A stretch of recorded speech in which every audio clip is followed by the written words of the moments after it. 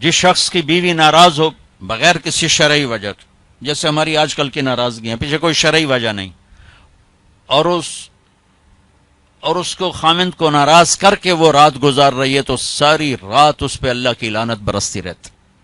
Balance کیا دونوں کی. ہاں مرد کو زیادہ ذمہ دار ٹھہرا، اس میں کوئی شک نہیں، کہ کسی کی بیٹی کو لے کے جانا کوئی چھوٹی ذمہ داری نہیں ہے.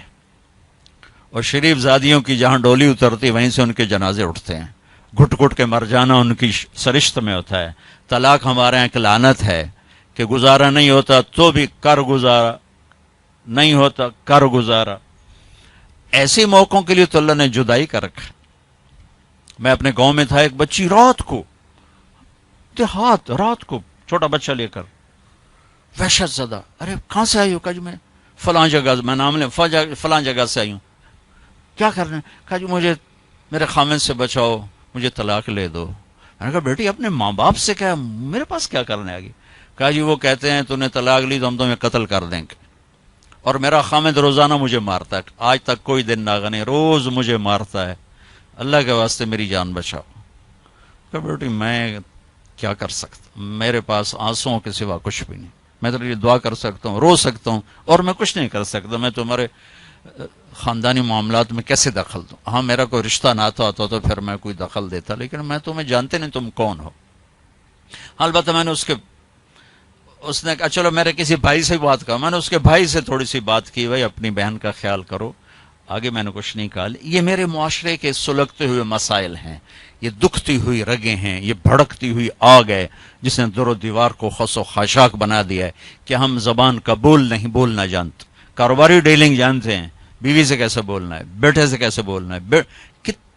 معذرت کے ساتھ آج کل کی اولاد بھی نافرمان ہے، لیکن نافرمان بنانے میں ماں باپ کا بھی بہت بڑا ہاتھ ہے. کہ وہ اولاد کو سمجھتے ہیں جیسے گائے بیل ہے، جدھر باندھ دو جدھر کر دو. ابھی چند دن پہلے وہ باؤں ہمارے گھر پہنچ گئی، میرے گھر کو پہنچ جی وہ ماں باپ شادی کرنا چاہتے ہیں اور میں وہاں نہیں کرنا چاہتی، اور میرا باپ کہتا ہے تم مر جا میرے لیے، بھائی یہیں کروں گا اور کہیں نہیں کروں گا. اس کی عمر اتنی زیادہ ہے، میری عمر یہ ہے، 20-25 سال کا 20 میں فرق ہے. کہ میرا ادھر ہی کرنی ہے، نہیں تو تیری نہیں کرنی، بیٹھی رہو. یہ والدین کا جبر ہے. تو میرے نبی پاک صلی اللہ علیہ وسلم نے ایک خوبصورت طریقہ زندگی سکھایا، گھروں کو آباد کر کے بتایا. وہ طریقہ جو بھی اپنائے گا اس کے گھر میں خوشحالی ہوگی، خوشی ہوگی، خوشی. اور اس کا ایک لفظ ہے، ایک دوسرے کو برداشت کر. یہ آتے ہی بیوی میری غلام بن کے چلے، میں حاکم ہوں، اور بیوی آتے کہ ہونی تھے میری چلے گی، تیری ماں دی نہیں چلے گی، تو سوائے پھر بھڑکتی آگ کے کچھ بھی نہیں ہوگا. رشتوں کو میرے بھائی بہنوں صرف برداشت سے چلایا جاتا ہے. رشتوں پر مسلط ہو کے رشتے آباد نہیں ہوتے. جھکنا پڑتا ہے، سہنا پڑتا ہے، دبنا پڑتا ہے. جو دبنا سیکھے گا اللہ کی قسم اس کی زندگی خوبصورت ہو جائے گی. اس کا شکل صورت سے تعلق نہیں، سونے چاندی زیور سے تعلق نہیں. خوبصورت اخلاق زندگی کو 4 چاند لگا دیتے ہیں. بد اخلاقی زندگی، میرے نبی میں ایک حدیث یاد آ گئی، اجتنبوا الدمن الخضراء. تو آپ کے الفاظ تھوڑا مشکل تھے، تو صاحب نے کہا رسول اللہ، آپ نے کہا الدمن الخضراء سے بچو. یا رسول اللہ دمن خضراء کیا ہوتا ہے؟ آپ نے کہا المرأة الحسنى فی المنبت السوء. بد اخلاق خوبصورت عورت سے بچو، اس کے حسن پہ نہ ریچھ جانا ورنہ زندگی تباہ ہو جائے گی. بد اخلاق سے بچو، بد اخلاق سے بچو. آدمی بھوک پر گزارا کر سکتا ہے، کڑوے بول پہ گزارا نہیں کر سکتا. عزت دو ایک دوسرے کو، گھروں کو آباد کرنا، عزت دو. میرے نبی نے عزت دے کر دکھایا. عرب میں جب عورت ناپاکی کی حالت میں ہوتی تھی تو وہ اپنے خامند کے ساتھ نہیں سو سکتی تھی، الگ الگ کر دیا جاتا تھا اسے. حضرت ام سلمہ رضی اللہ تعالیٰ عنہ، حضرت ام سلمہ رضی اللہ تعالیٰ عنہ، وہ رات کو اللہ کے نبی کے ساتھ ایک چارپائی پر سوئے ہوئے، تو انہیں محسوس ہوا کہ وہ ناپاکی کی حالت میں چلی گئیں. وہ چپ کر کے اٹھ گئیں اور جا کر کپڑے تبدیل کر کے ایک طرف ہو. آپ کی آنکھ کھلی، دیکھا ام سلمہ نہیں، دیکھا تو ادھر. اللہ کے نفس تھی، لگتا ہے تجھے مینسز کا، جی ہاں، کہ ادھر میرے پاس ہی آ کے لیٹو. دوبارہ اپنے پاس آ کے ان کو لٹایا. یہ عزت ہے جو میرے نبی نے اپنے گھر والوں کو دی ہے. جہاد کا سفر تھا، جہاد کا، اور قافلہ چلنے لگا. حضرت عائشہ بیٹھ گئیں، ٹھیک، تو یوں دیکھا تو گلے میں ہار کوئی نہیں. تو انہیں کہا یا رسول اللہ میرا تو ہار گم ہو گیا. تو آپ کہتے تجھے ہار کی پڑی، ادھر جہاد کا سفر ہے، چل. آپ نے کہا چلو بھائی عائشہ کا ہار ڈھونڈو. سارے لشکر کو ہار ڈھونڈنے پہ لگا دیا. اور ڈھلتا سورج ٹھنڈا ہو گیا تھا جب سفر کی تیاری ہو رہی تھی، تو شام ہو گئی، ہار نہیں ملا. تو اب مغرب پڑی، عشاء پڑی، تو اندھیرا چھا گیا، سفر پہ نہیں ہو سکتا. صبح ہی سفر کرنا، فجر کا وقت داخل ہوا، پانی کوئی نہیں. پانی ان کا پانی آگے تھا جہاں انہوں نے پہنچنا تھا. اب پانی کوئی نہیں، نماز کیسے پڑھیں گے؟ تیمم کی ابھی آیت کوئی نہیں آئی ہے. تو سارے لوگ ابو بکر کے پیچھے بڑھ گئے، تیری بیٹی کی وجہ سے نا آج یہ دن دیکھنا پڑ رہا ہے. اب بتا، پانی ہے نہیں تو نماز کیسے پڑھیں گے؟ اب ابو بکر کو بیٹی پہ غصہ چڑھا. وہ آئے سیدھے اللہ کے نبی کے خیمے میں. تو آگے اللہ کے نبی، اما عائشہ فرماتی میری گود میں سر رکھ کے سوئے ہوئے تھے اور وہ ایسے بیٹھے ہوئی تھیں. تو باپ تو ڈانٹ سکتا ہے، لیکن اب ڈانٹیں تو وہ سوئے ہوئے ہیں. تو اب وہ ایکسپریشن سے ڈانٹ رہے ہیں، تیری وجہ سے. اور ان کے یوں پسلی میں نا آ کے انگلی ماری، زور سے، ایسے زور سے انگلی ماری. وہ کہتے میں ایسے ہو گئی تاکہ میں ہلوں نہیں کہ اللہ کے نبی کی آنکھ نہ کھلے. تو یہ کہ غصہ اتار کے باہر آ گئے، باہر بتانے پڑ رہے.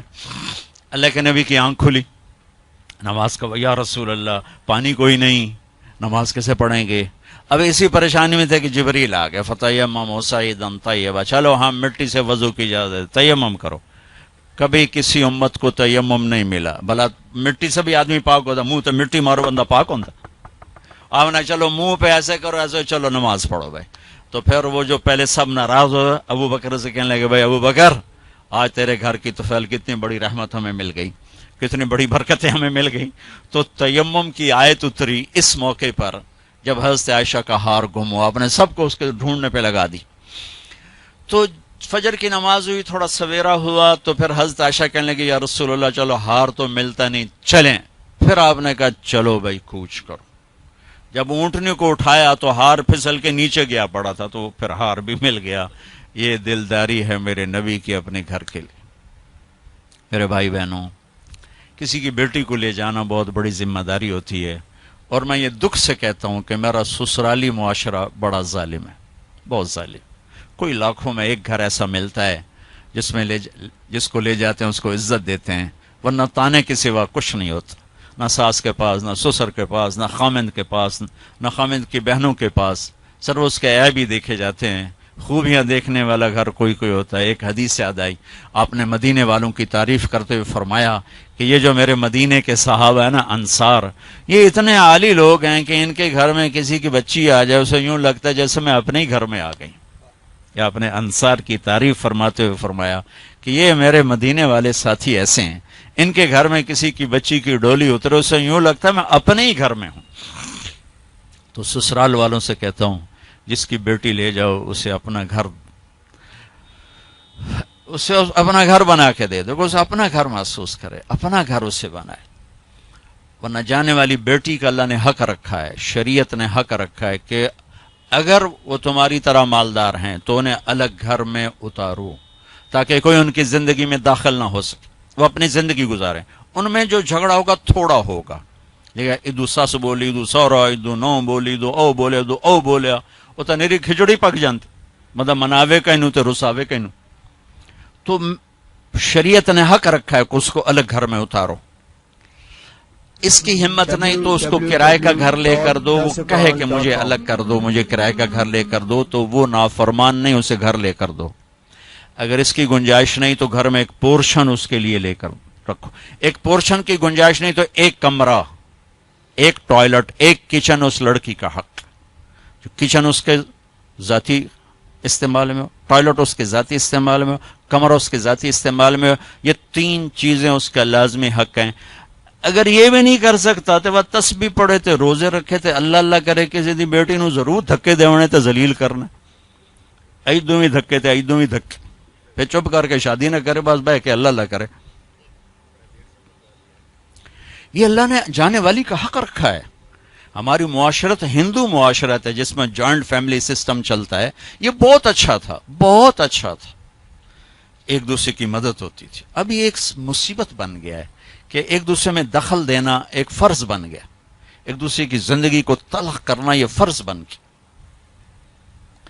کس میں جھگڑا نہیں ہوتا, بڑوں کا کام ہوتا ہے سلجھانا, ہم اسے الجھانے میں لگ جاتے.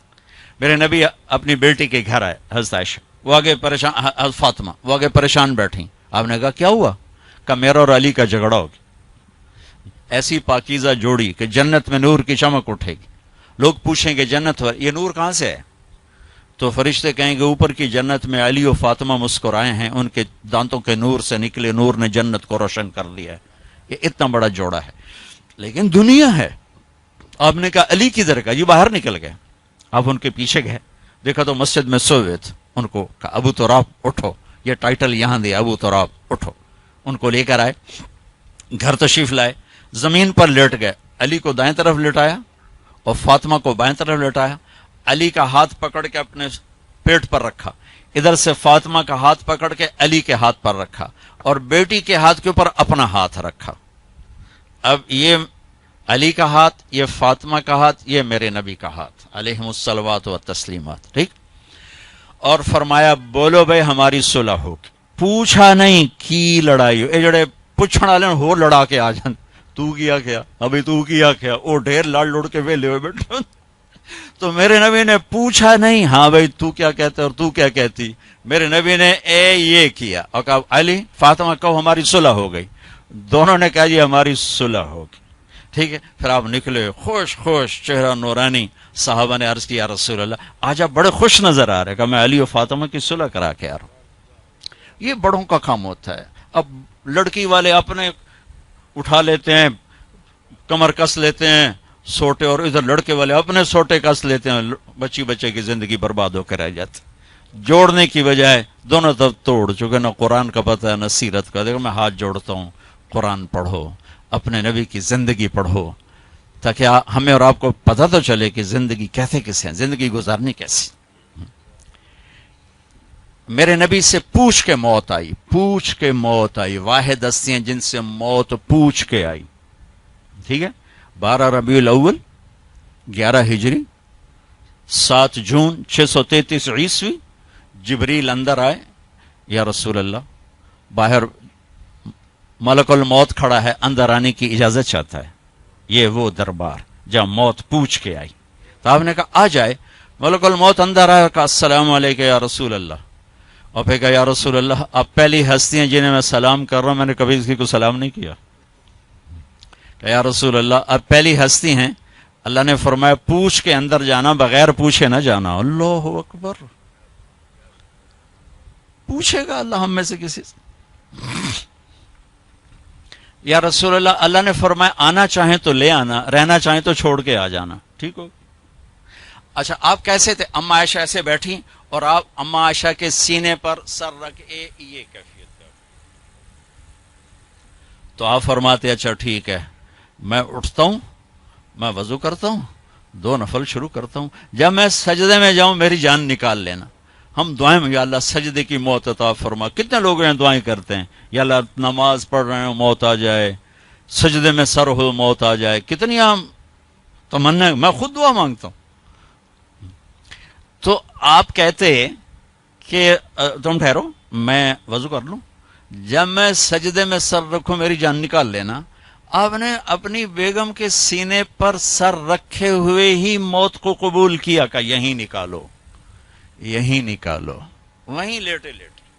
اسے میری ماں حضرت عائشہ فرماتی تھی میرے نبی میرے سینے اور ٹھوڑی کے درمیان اللہ کے پاس حاضر ہو، مات فی سحری و نحری۔